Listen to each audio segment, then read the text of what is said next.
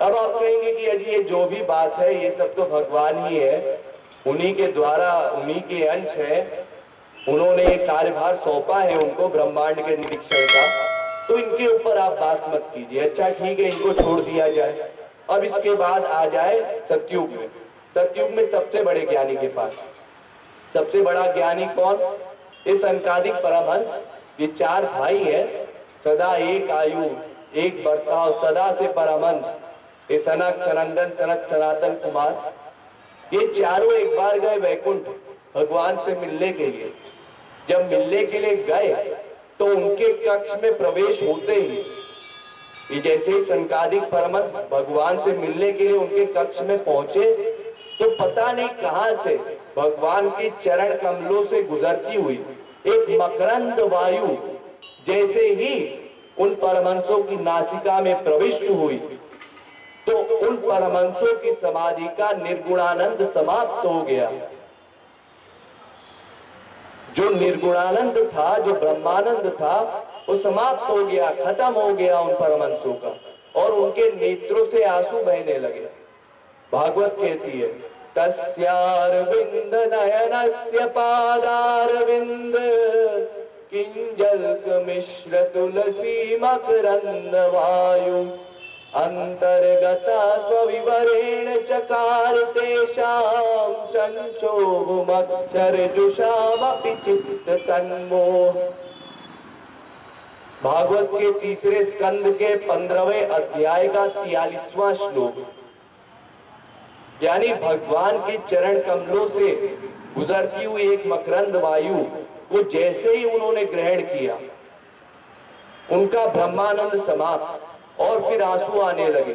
फिर भगवान से वरदान मांगने लगे कि कामं भवाश्ववृजिनैर्निर्येषु न स्यात्। भागवत के 10वें स्कंद के तीसरे स्कंद के 15वें अध्याय का 49वां श्लोक। हे भगवान, हमको नर्क दे दीजिए। ये कैसा वरदान है? नर्क दे दीजिए, लेकिन किस कंडीशन पे? इस कंडीशन पे कि हमारा जो मन है वो आपके चरण कमलों में भ्रमर की तरह लगा रहे, हमारी वाणी आपका गुणगान करती रहे, हमारे कान आपकी ही बारे में सुनते रहे। अगर ऐसा आप हमें वरदान देंगे तो फिर हमको वो नर्क भी स्वीकार है। अगर हमको नर्क में रहना पड़े फिर भी हमारे लिए वो अच्छा है। कामं भवाश्ववृजिनैर्निर्येषु न स्यात् चेतोलिवद यदि नुते पदयोरमेता। ये सनकादिक परमहंसों का हाल। और उसके बाद आइए त्रेता में। त्रेता में सबसे बड़े ज्ञानी के पास, वो कौन? जनक। जनक के लिए कहा गया कि ये विदेह है, परमहंस विदेह है, यानी इंद्रिय मन बुद्धि रहित है, कोई चीज है नहीं इनके पास। तो इनके साथ क्या हुआ? इन्होंने राम को देखा, और राम को देखने से क्या हुआ? मूर्ति मधुर मनोहर देखी भयहु विदेह विदेह विशेखी। यानी विदेह फिर विदेह हो गए, यानी इंद्रिय मन बुद्धि रहित थे तो इंद्रिय युक्त हो गए, मन बुद्धि युक्त हो गए, बुद्धि युक्त हो गए, और आश्चर्य से देखे जा रहे हैं। कुछ अनुभव नहीं होता था, लेकिन सब कुछ अनुभव होने लगा भगवान को देखते ही। इनहि विलोकत अति अनुरागा बरबस ब्रह्म सुख ही मन त्यागा।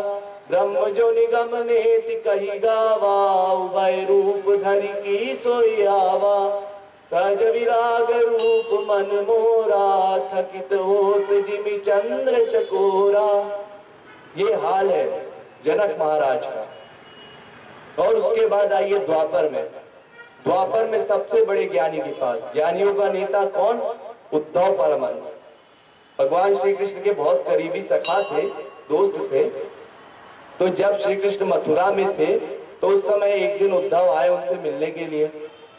तो श्री कृष्ण ने उनको मूर्ख बनाया, उनको बेवकूफ बनाया। जैसे दोस्तों में चलता रहता है ना, हंसी ठिठोली, तो ऐसे ही एक दिन जब उद्धव आए तो भगवान कृष्ण ने कहा कि मुझे तुमसे एक उपकार चाहिए। क्या उपकार चाहिए? हम जब वृंदावन में रहते थे ना, तो कुछ ऐसे गवारन गोपियां थी कुछ थी पागल, तो उन्होंने हम में अटैचमेंट कर लिया।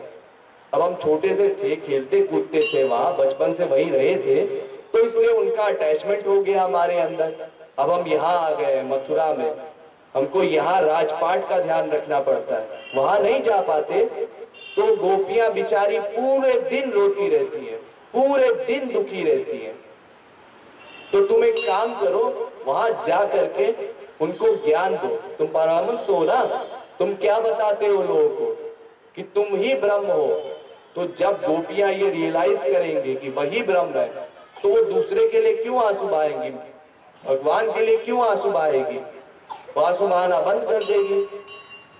तो जो तुम्हारे सिद्धांत है, जो 4 सूत्र हैं ज्ञान योग के, अयमात्मा ब्रह्म प्रज्ञानम ब्रह्म तत्वमसि अहम ब्रह्मस्मि, इसका ज्ञान दे आओ गोपियों को।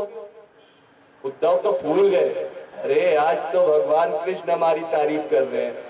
उन्होंने कहा हाँ क्यों नहीं, क्यों नहीं, ज्ञान देने में तो बहुत बड़ी बात है, हम उतने ज्ञानी हैं कि गोपियों को ज्ञान दे सकेंगे, जाएंगे हम दे आएंगे ज्ञान, कोई बात नहीं। और गए ज्ञान देने के लिए गोपियों को, और जब गोपियों से मिले तो ज्ञान दे आए। कहाँ दे आए, वही उनके चरणों में, ये मेरा ज्ञान भी आप ही संभालिए, मैं इतना काबिल नहीं हूं। और वहां से प्रेम लेकर के आए। फिर श्री कृष्ण से कहते हैं कि आशा महो चरण रेणु जुषामि हम श्याम वृंदावने किमपि गुल्मलतौषधीनां यादुस्त्यजं स्वजन मार्ज पथंच हित्वा भेजु मुकुंद पदवी श्रुतिभिर्विज्ञाम। भागवत के 10वें स्कंद के 43वें अध्याय का 61वां श्लोक।